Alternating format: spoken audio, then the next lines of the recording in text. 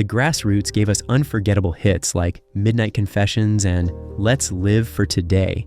But what happened to them? From rising to fame in the 60s to facing lineup changes, controversies, and personal tragedies. Join us as we dive into the highs, the lows, and everything in between about the Grassroots. The Grassroots are a rock band from America that became very popular between 1965 and 1975. Their story began when music producer Lou Adler and two talented songwriters, P.F. Sloan and Steve Barry, decided to create a band. At first, the Grassroots wasn't a group of musicians playing together, but more of a musical idea brought to life by these creators. As time passed, real musicians joined the band, and their music started reaching many people. The Grassroots became known for catchy songs with strong melodies and heartfelt lyrics. They had a special sound that blended rock, pop, and a bit of folk, making their music easy to enjoy and hard to forget. Over their career, the Grassroots achieved a lot of success. They had 2 albums and 2 singles that sold so well, they earned gold records, a big honor in the music world. In total, their songs appeared on the Billboard Hot 100 chart 21 times. 3 of their songs made it into the top 10, 6 reached the top 20, and 14 landed in the top 40. People all over the world loved their music, and they sold over 20 million records. One of the band's most important members was Rob Grill. He joined the Grassroots early on and became the heart of the group. Even after the band's biggest hits stopped coming, Rob kept the music alive. He led the band through many years of touring, bringing their classic songs to new audiences. Fans could always count on Rob and the Grassroots to deliver a great show. Sadly, Rob Grill passed away in 2011, but before he died, he made sure the Grassroots would continue. He personally chose musicians to carry on the band's legacy. Even without any original members, the Grassroots kept playing live shows, sharing their timeless music with fans old and new. The Grassroots remain a symbol of an era when rock music was full of passion and creativity.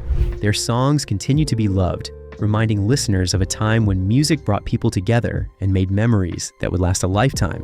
But how did they begin?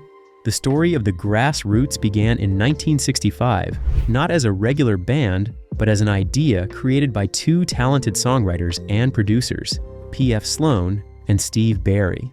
At the time, a new style of music called folk rock was becoming popular, blending the storytelling of folk music with the energy of rock. Sloan and Barry wanted to be part of this exciting movement, so they started writing songs to fit that style. One of the songs they wrote was called Where Were You When I Needed You? Since they didn't have a band yet, they recorded the song themselves. Sloan sang the lead vocals and played guitar, while some other skilled musicians joined in. Larry Knechtel on keyboards, Joe Osborne on bass, and Bones Howe on drums. After recording, they needed a name for their project, so they came up with the Grassroots, originally spelled as one word, Grassroots. Once the song was finished, they sent it to radio stations in the San Francisco Bay Area to see if people liked it. To their surprise, the song got some attention. Listeners were curious about this new band called the Grassroots. But there was a small problem. There wasn't actually a band yet. Sloan and Barry had recorded the song themselves, but now they needed a real group to perform and represent the name. So they began searching for musicians to become the Grassroots. Their search led them to a group called the Bedouins, a band from San Francisco that had just won a Battle of the Bands contest at a teenage fair in San Mateo, California. The Bedouins were young, talented, and had the right sound for the music Sloan and Barry were creating. Sloan and Barry brought the Bedouins into the studio and recorded a new version of Where Were You When I Needed You, this time with the Bedouins' lead singer, Willie Fulton, on vocals. Willie would later become an early member of another famous band, Tower of Power. With this new lineup, the Grassroots officially came to life, and their journey into rock history began. From a simple idea to a real band, the Grassroots were ready to grow into something much bigger. In late 1975, the Grassroots finally started to get noticed. Their first official radio play happened on popular Southern California stations, like KGB in San Diego and KHJ in Los Angeles. The song that got their attention was a cover of Bob Dylan's Mr. Jones, Ballad of a Thin Man. It was a big deal for them to perform a Dylan song because Dylan was already a legendary songwriter. P.F. Sloan, one of the Grassroots creators, had shown a lot of love for Dylan's original version, and in return, Dylan permitted Sloan to record it. For a little while, the Grassroots became a real band, performing live and backing up other famous artists. Dunhill Records, the label behind the Grassroots, used the group to support acts like the Mamas and the Papas and Barry Maguire. They even became the house band at The Trip, a trendy nightclub in Hollywood where big music stars performed. But behind the scenes, things weren't perfect. The musicians in the Grassroots, Willie Fulton on lead vocals and guitar, Denny Ellis on guitar, David Stenson on bass, and Joel Larson on drums, wanted more freedom to play their kind of music. They leaned toward a blues rock sound, but Dunhill Records wasn't interested. The label only wanted them to play the songs written by Sloan and Barry. This disagreement led to tension, and eventually, the band decided they'd had enough. Fulton, Ellis, and Stenson left Los Angeles and returned to San Francisco, leaving Joel Larson behind. The three continued performing as the Grassroots for a while, even recruiting their old Bedouins bandmate, Bill Shop, to play drums. But Dunhill Records wasn't happy about this. Since the label owned the name The Grassroots, they ordered the musicians to stop using it. The record company wanted to start fresh with a new group that they could control. Meanwhile, the second version of Where Were You When I Needed You, the one recorded with Willie Fulton's vocals, became a hit, reaching the top 40 in 1966. The album of the same name didn't sell very well. The Grassroots had a hit song, but no stable band to perform it. Sloan and Barry kept searching for musicians who could take over the Grassroots name. In 1966, they approached a band from Wisconsin called The Robs. Sloan and Barry had worked with The Robs before and thought they'd be a good fit. They offered The Robs the chance to become the new Grassroots, but the band turned them down. The Grassroots name was still alive, but the group was in flux. Sloan and Barry were determined to find the right musicians to carry on the project. The search continued, and soon, the next chapter of the Grassroots story would begin. How did they rise to stardom? The Grassroots' most successful lineup came together in a very unexpected way. It all started with the band The 13th Floor, not to be confused with the famous psychedelic band, The 13th Floor Elevators. This version of the Grassroots would soon become the one fans remembered best, with members Creed Bratton on vocals and guitar, Rick Koontz on drums and percussion, Warren Entner on vocals, guitar, and keyboards, and Kenny Fukumoto on vocals and bass. Yet, their journey was full of twists and turns. The story begins with Warren Entner, who had been attending film school. Some of his classmates were future rock legends, Jim Morrison and Ray Manzarek from The Doors. But Warren's heart was in music, and in the summer of 1965, he decided to travel across Europe, playing his guitar and singing on street corners for money. It was during this adventure that Warren met another American musician doing the same thing, Creed Bratton. Their paths crossed in Israel, where a businessman even offered to manage them. But Warren and Creed eventually went their separate ways, both making their way back to Los Angeles in 1966. Once home, they reunited and formed a band, The 13th Floor. They played local gigs and worked hard on their music, eventually recording a demo tape and sending it to Dunhill Records, the same label that controlled the Grassroots name. Just when things started looking up, their bassist and singer, Kenny Fukumoto, got drafted into the Army. Losing a band member was a big setback, but the group pushed forward, searching for someone new to fill the role. After a couple of temporary replacements, they found the perfect person, Rob Grill. Rob had a strong, smooth voice that caught the attention of P.F. Sloan, one of the original Grassroots creators. Sloan believed Rob's voice was exactly what their songs needed to reach a wider audience. There was just one problem: Rob didn't know how to play bass, but the band needed a bassist, so Rob quickly learned the basics and took on the role. By 1967, the 13th Floor had a big decision to make. Dunhill Records offered them a choice: They could either keep their band's name and try to make a name for themselves from scratch, or they could take over the Grassroots name, which had already gained some attention nationwide. It wasn't an easy decision. Staying on the 13th floor meant they'd have full creative control over their music, but becoming the Grassroots would give them a head start with radio play, concerts, and fans. Finally, they chose to become the Grassroots. This decision would change their lives forever. Soon, they would record hit songs, tour across the country, and become one of the most beloved rock bands of their time. Little did they know that their new name would take them farther than they ever imagined. The Grassroots' journey into fame didn't happen overnight. At first, they were just one of many American guitar-driven pop and rock bands trying to make a name for themselves. But with the guidance of their producers, especially Steve Barry, they developed a sound that stood out. Their music was special because it blended different styles. They took inspiration from British beat bands like the Beatles and the Rolling Stones, but they also added touches of soul music, rhythm, and blues, and folk rock. This mix created a sound that felt both fresh and familiar, something that made listeners take notice. What made the Grassroots even more unique was their use of brass instruments like trumpets and trombones in their rock songs. At the time, it was rare for American rock bands to include a brass section, though bands like Chicago were starting to experiment with it as well. This gave the Grassroots a rich, layered sound that set them apart.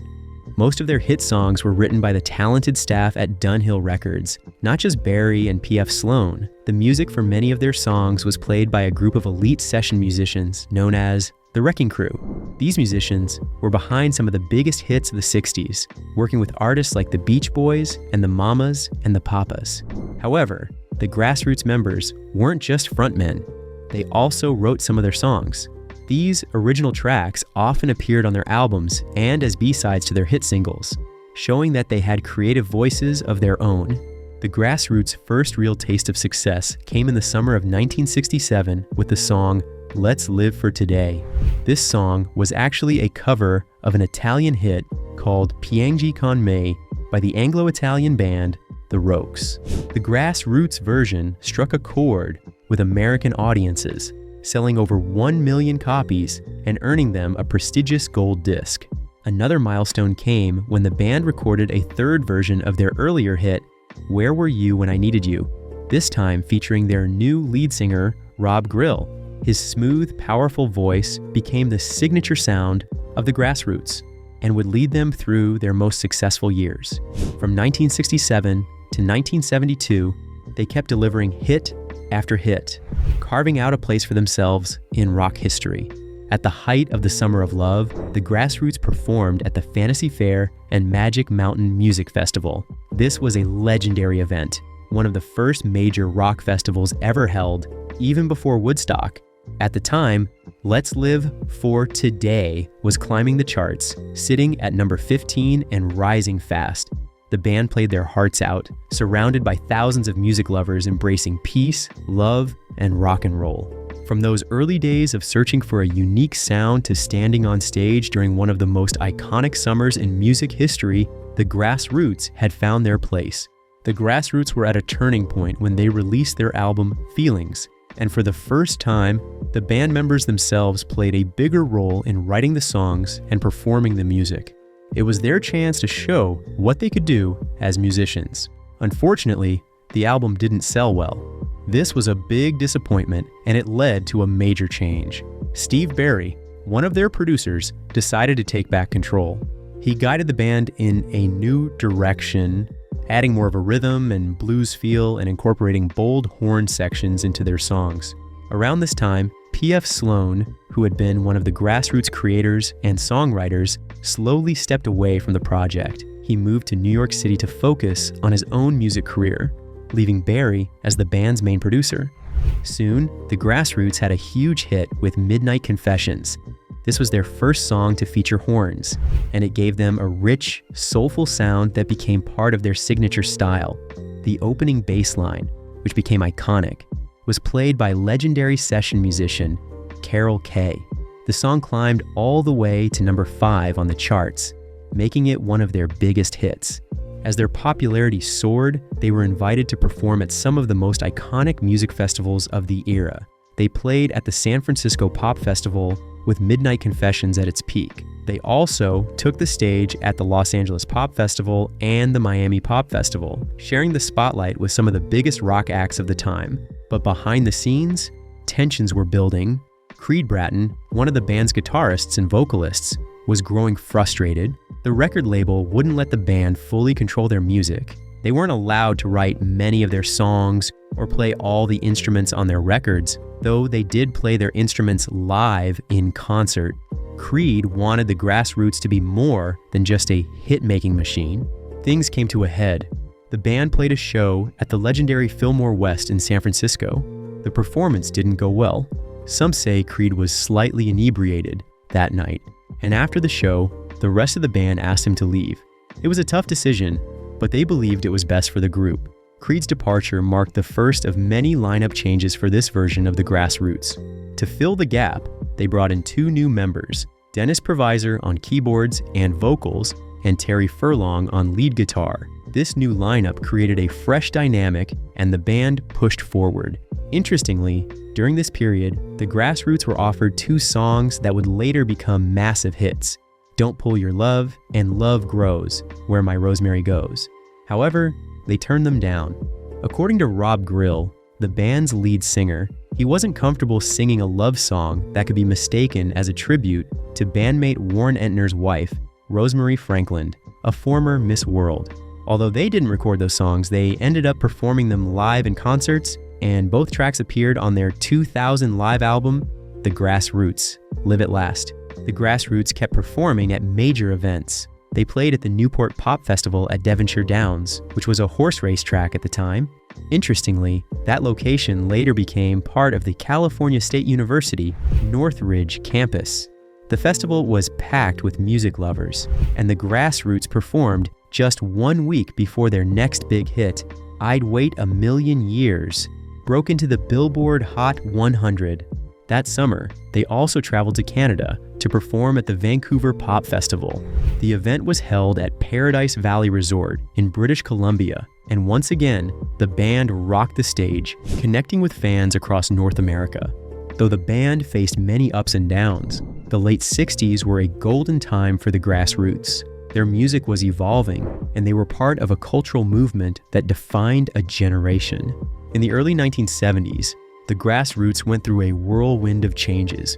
By 1967, their guitarist Terry Furlong decided to stop touring to focus on a solo career, but he still contributed to their recordings.